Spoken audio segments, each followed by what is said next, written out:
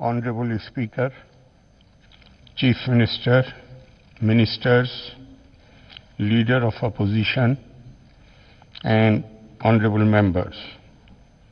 It is my honor and privilege to address this august body of representatives of the people of Kerala, marking the beginning of the first session of the 15th Kerala Legislative Assembly. Before proceeding to elaborate on the current situation and the policies of my government, let me state that my government has come into office by winning a renewed mandate from the people of Kerala. My government will continue to implement the welfare and development programs of the previous government and is committed to lead the state towards far-reaching growth in all sectors of the economy, benefiting all sections of the society. The fruits of economic growth shall bypass none. There shall not be a divide in the society, with some of the sections being marginalized. There shall be no divide on the digital front either. The policies and programs of my government will always have these goals built into them. My government has unflinching faith in democracy, secularism, and welfare of the people. My government is committed to protect the unity and integrity of the nation while recognizing the spirit of unity in diversity. Our strength is the underlying core of unity in spite of linguistic, religious, and ideological differences. To strengthen this unity, we need to strive to eradicate the inequalities based on gender, socio-economic status, and physical disabilities.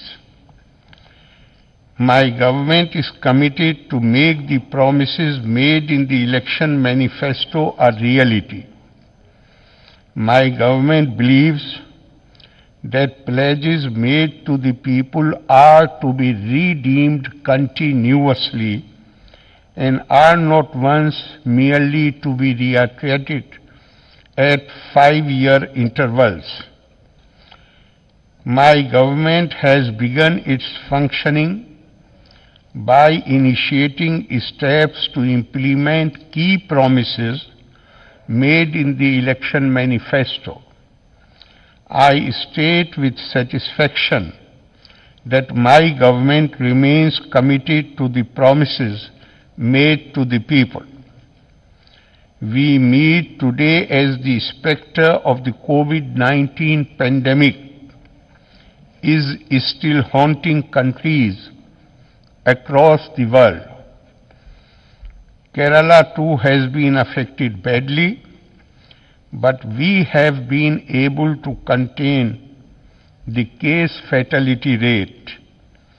This has been made possible by effective, coordinated functioning of the departments concerned.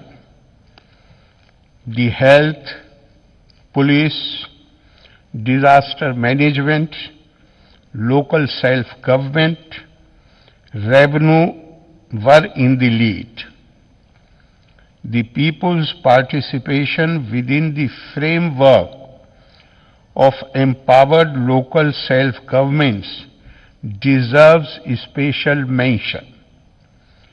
The administrative machinery has been working much beyond their normal call of duty.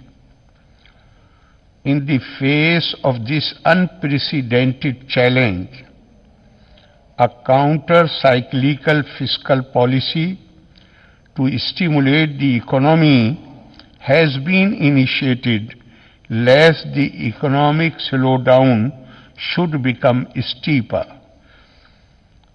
My government is trying its level best to provide care to the vulnerable sections of the society. My government believes that it is its first duty to foster the feeling that getting care is the right of everyone and not a favor or a privilege.